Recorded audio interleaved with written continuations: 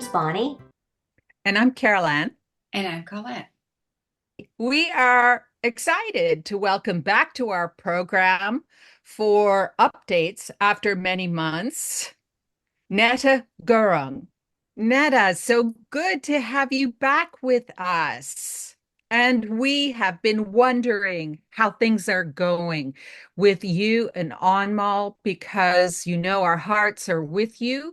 And we remembered that you guys had, for instance, your work visa that was dated up to the end of August of this year, and that Canada changed the rules. They had a temporary thing in place that was brought in place during the pandemic, where, if I understand it correctly, people could apply for a work visa from within Canada if they were within Canada. They did not have to go outside of Canada to apply.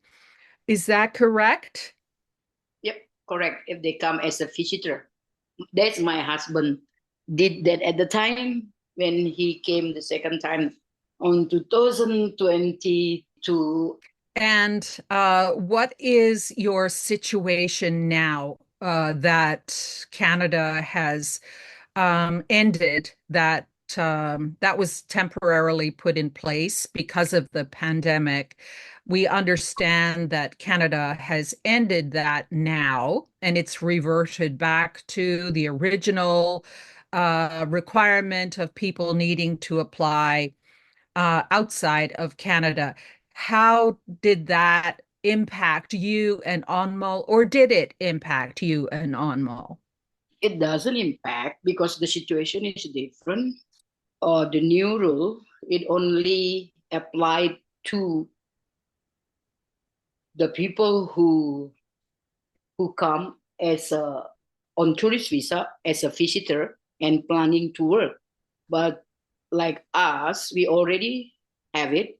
Then with that work permit, that close work permit, he can apply, he can extend that if the employer want it or the employee want it, then or other choice, he can apply another LMIA exam, same thing, um, from other employer who want to hire him, and Teen Challenge, the new employer that want to hire him. So the Teen Challenge has to apply it. So they have to go to what it called the employer portal. So they have to put over there. So they they appeal to the government that my organization need a certain worker like this, so can you approve us as a company, as a employer to hire this person?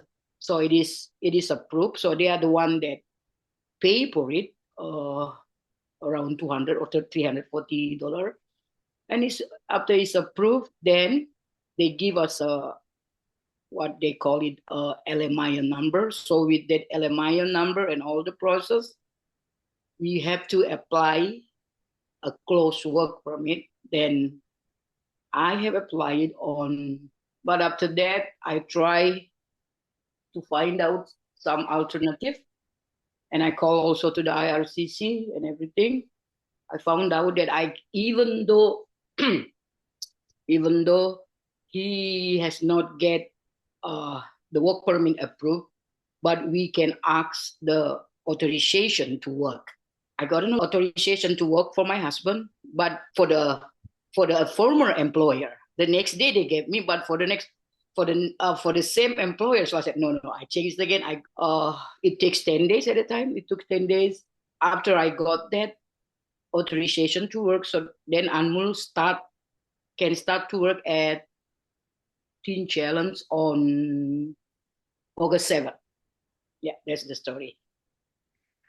Wow, that's excellent. And you were using a couple of acronyms. I'm sure you're really familiar with what they mean, but our viewers likely have no idea what they mean. You used LMI something or other. And what is Yeah, that a reference to?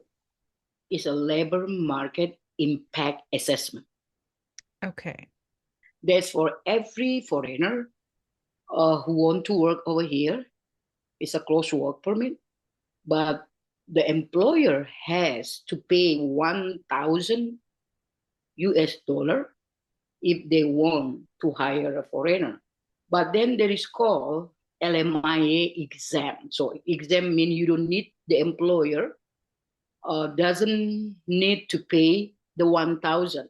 So that's why they need to apply to government that they are the company who does not need the LMIA. They just need the LMIA exam. Who can do it? The charity and the religious body. Hmm.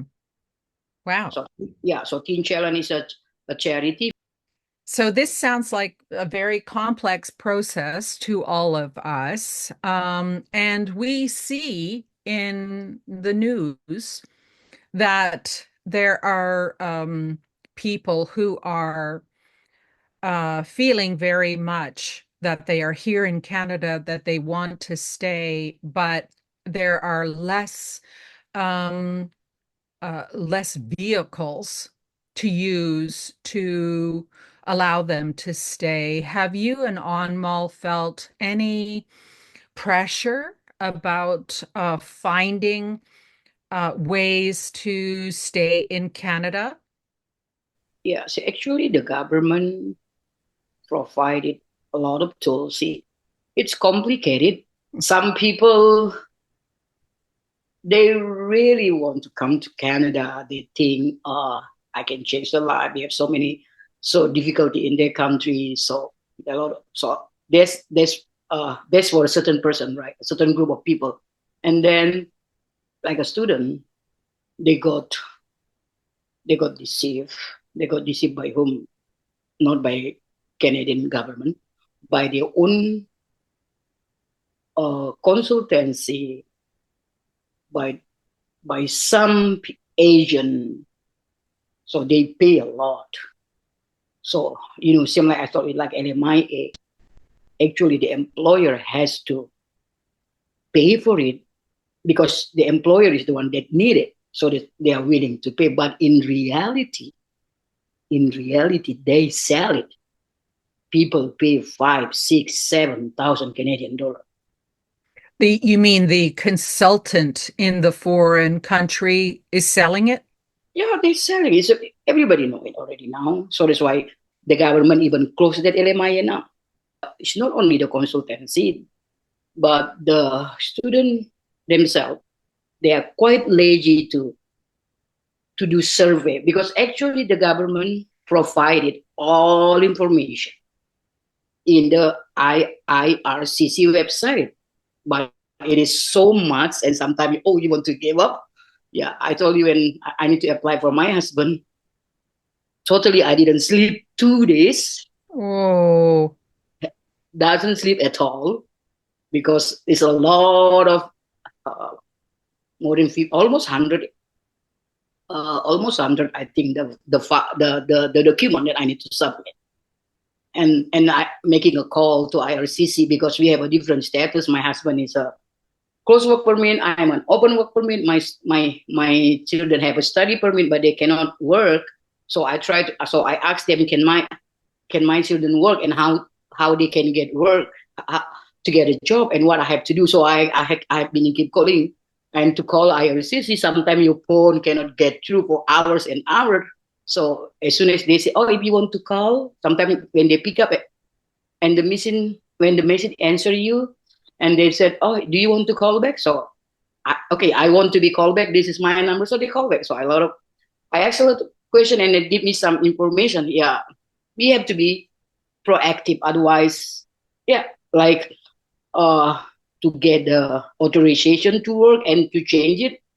Just because I not only searching from the website, but I have to see some blogger from the YouTube blogger from different country, so you get a different perspective. So yeah, that's I decided. one of the one of the requirement if you want to apply the PR, your education must be equivalent to the Canadian education. So it took more than 3 months for my husband at the time to get it. So he has to send it because he got his master from India.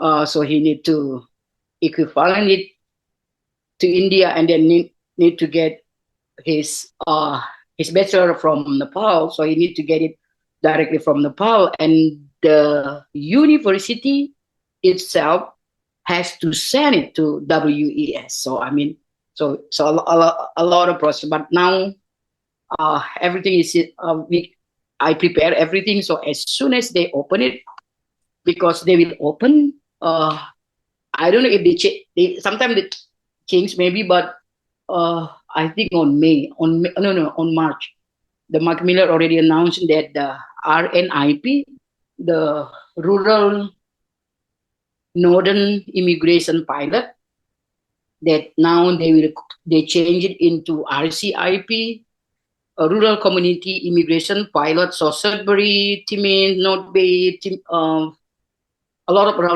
around 11 community, they make it to be permanent, and they will open it on the fall. But already September, they haven't, already October, but they haven't opened it.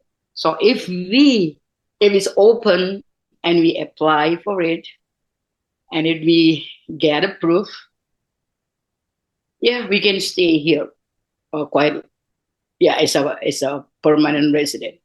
And a lot of competition as well, because a lot of people who never been here, I mean, in the Sudbury area, people come from Toronto, people come from other city because it's too tough over there. So they come over here. They already have a Canadian experience, and they heard that in Sudbury or Timmins, North Bay, to St. Mary is easier. So yeah, for me, yeah, I just take it easy to myself. Okay, we try, we do our part. God to do his part. If he really want it, I don't know, somehow he will make it. If it's not, just take it. Okay, it means the season is finished. Neta, is it possible for you to do the same application in some other city in Canada, but for to be applied to Sudbury, you're living in Sudbury. Do you have to wait until this a pilot office opens in Sudbury before you can apply for permanent residency? And I know that permanent residency is the what's considered to be next to citizenship, right? Canadian citizenship. There are a lot of pathway to get to get the PR. Permanent residency, yeah. Try Permanent. to use the words, Neta, Yeah, because sorry. we don't live in that legal world. So there are a lot of pathway that the government provided. In every province, they have their own program, what they call it, PNP, Provincial Nominal Program. And then, so for the PNP, it means only the people who live in that, Okay. not live, who got a job offer letter from that province and planning to live in that province that can join that PNP. So I know if God spoke to us not in Ontario. So Absolutely. I will not. I know I don't want to get it. So, and because there is a promise that you need to approve also in the form, that are you planning to live in this area, and then how can I lie, right? So that's why I don't. We don't have planning to do it. But there's another one that call for the Ontario. They call it what they got on, yeah, OINP, Ontario Immigration Nominee Program. So that's for Ontario, and then there's called express entry, but express entry is so competition. So they it's a score system, and I was score less because my husband is already 42, and I'm as a spouse already 52. So the score higher when they are below 30, and then it's higher when you got your education from here. So I count it, I try. No, there's no point to apply this because the score is 700, our score is only 300 something. So or INP, we need to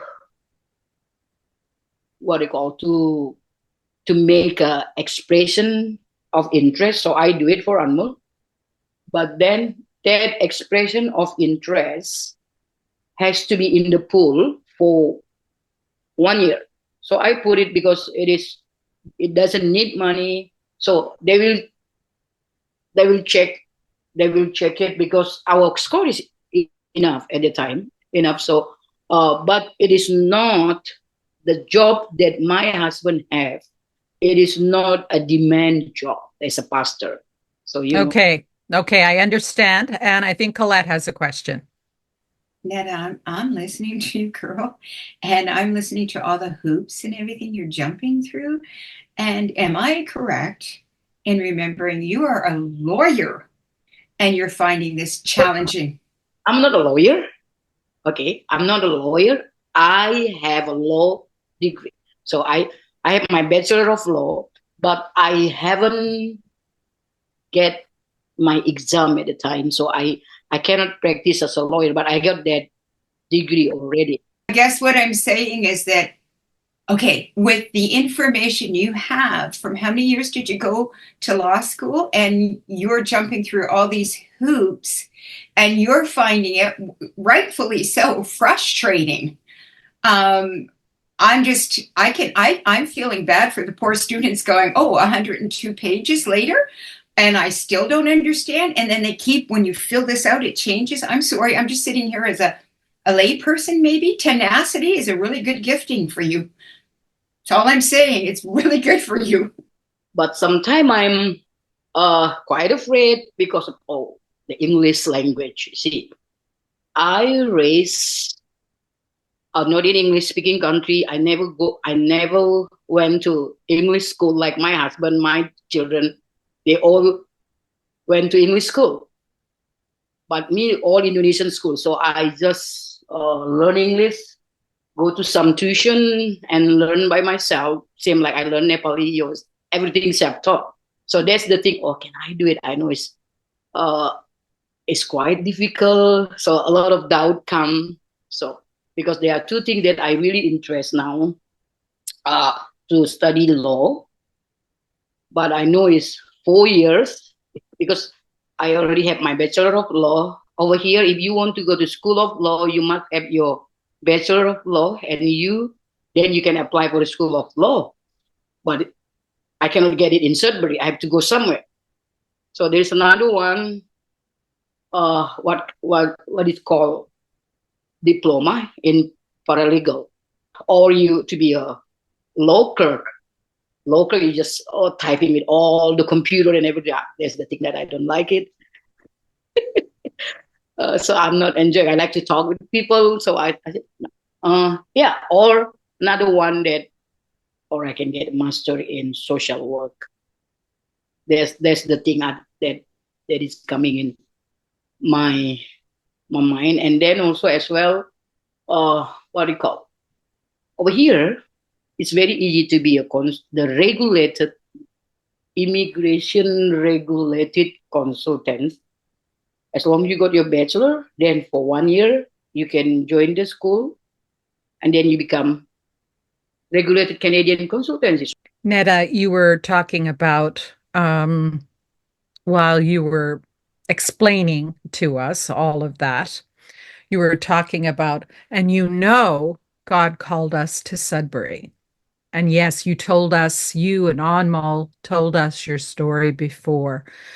And we love your story, of course.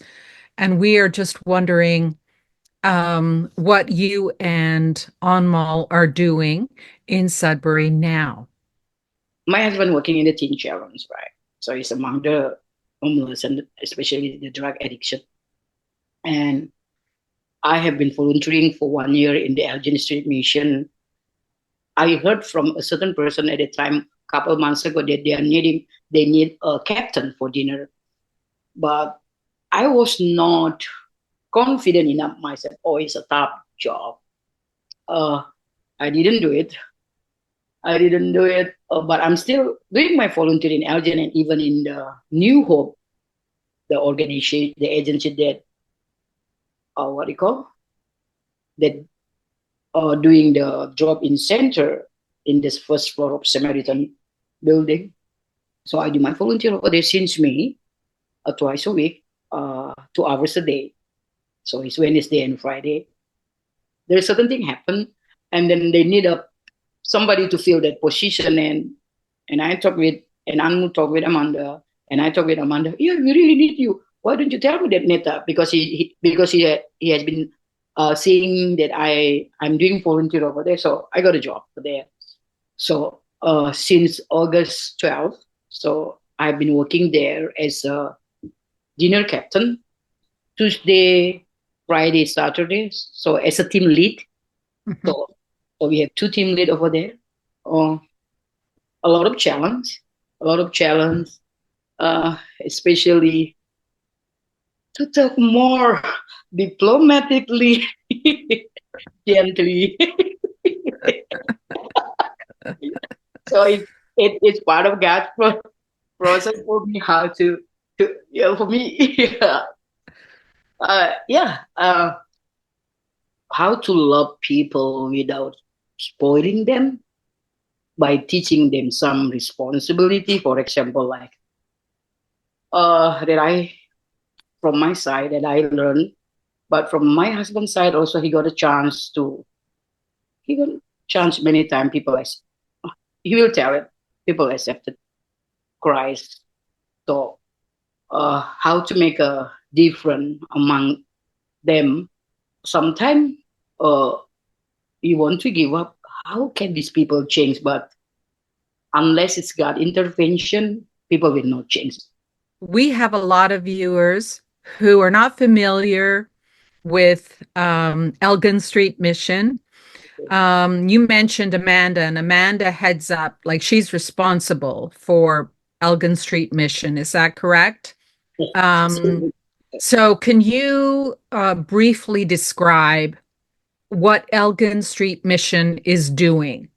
Because we now know you're working with Elgin Street Mission and the different challenges that you face. But can you just give us a brief description of what Elgin Street Mission is doing? Elgin Street Mission is a non-profit organization that they raise a fund. They don't get a fund from the government. So what they are doing over there, they provide food 7 days a week. Right. So Monday to Friday, they got breakfast and dinner. And then on the weekend, Saturday and Sunday, they provide brunch and dinner. And they provide also shower and laundry. So people can just bring themselves. They provide the towel, the clean towel. They provide the soap, shampoo, everything. So Monday to Friday, from 8 to 12. So anybody can take shower. They can do their laundry over there. And they provide also some like clothes, coat, socks. Yeah, that's the Elgin Street Mission. And we don't want any names here, but who are the general clients of Elgin Street Mission? The general client is the homeless and what you call it, the vulnerable population. the vulnerable population. I learned that And one. yes, that's a good word. And we remember that God called you and Anmol and your family to Northern Ontario, and that you have a particular heart for the vulnerable. So we're very thankful for you both, for your family, and for how you are continuing to reach out and to provide what the vulnerable population needs. Hi, Neta.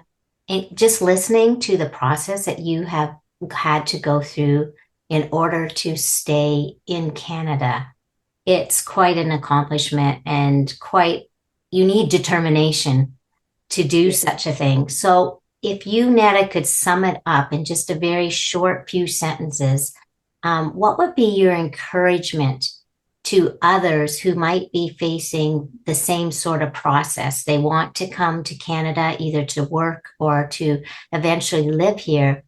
What would you say to them as a short encouragement to keep going? If if you really believe that God is want you to be in this country, whether it's through studying or whether work or whatever, then do what is your part and let him do his part. I mean, yeah, what your part is, you need to research yourself. You need to read all the things that government already provided the law over there. So actually, it's exactly many things over there. And even if you need any help, even they say like that, you can call us. If you are in Canada already, you can call us this number. If you are from outside Canada, you can call this number. But of course, don't give up, because so many million people want to come on. You got only a few number, but if you keep, oh, it never go through, it never go through. I know one day I cannot. Oh my goodness, I call manager, no pickup, no pickup. So okay, wait for a while, then call back again, call back. So don't give up. Your persistent. That's all I can say. If you really want to do it, to go there, because if you already make up your mind, okay, this is the country that I want to go, whatever it takes, as long as it is, of course, you don't compromise the value that you have in your heart. Just do it. Keep doing it. Thank you, And Neta. Those are good words. since October 2, the agency who run the drop-in center, they open, since October 1, they open a warming station over there from October 1 to April 30. So I work there as well, 2 times or 3 times a week. The weather change is getting colder, so they have a place to sit. And again, as I said, how to love at the same time, love and discipline, not look down on them, because sometimes, yeah, not let also yourself to be take benefit, but not let yourself to be threatened. Sometimes you're facing the threaten. You need to. I call police. I call 911. The ambulance came. They need to do the ECG, and then sometimes your client overdose on the spot. So a lot of things. This one of the responsibility that has to take over that. Yeah. So you can pray for that. We started a fellowship on the first floor of the Samaritan building at 10 o'clock to 11:30. So we moved from the YWMCA. We used to have in YWMCA every Sunday as well, and Thursday before Wednesday. So we changed the day, but that every Saturday Bible study is still going on over there with some Nepalese people and other people. And then my husband feel that we need to do we shifted to Samaritan Center because we got the permission from the Samaritan Center director, and we have a heart as well to reach out the Nepalese, the international student, and many of them are non-Christian, and they are more open for the gospel because they are far from their own family. It is the cold is coming, the winter coming. Yeah. If you have something like cloth, jacket, coat, okay, gloves, even socks or even shoes, uh, you can give to us, or you can give directly to the Elgin street mission. When I got some, you know what they call it, ensure there's the protein. That's the thing that they really needed. One of the good things that happening also, I think it's 2 months over there.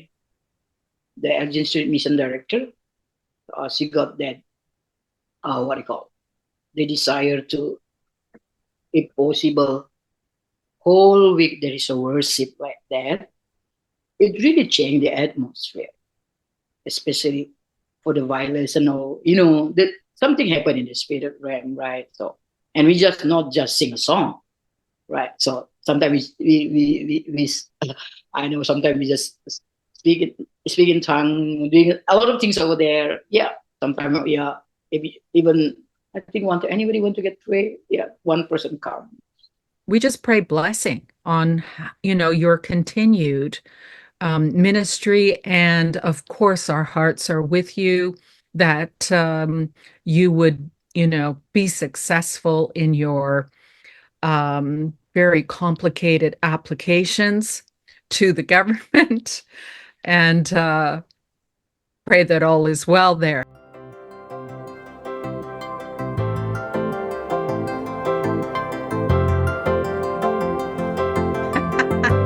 That's the kind of brain we have here lately, okay? So I just remembered a few things. I'm out of practice, so give me a minute and I'll yeah, go set them your up. earphones one, Yes, earphones, yes, light, camera, action. tick tock. Good There morning. she is. Good morning.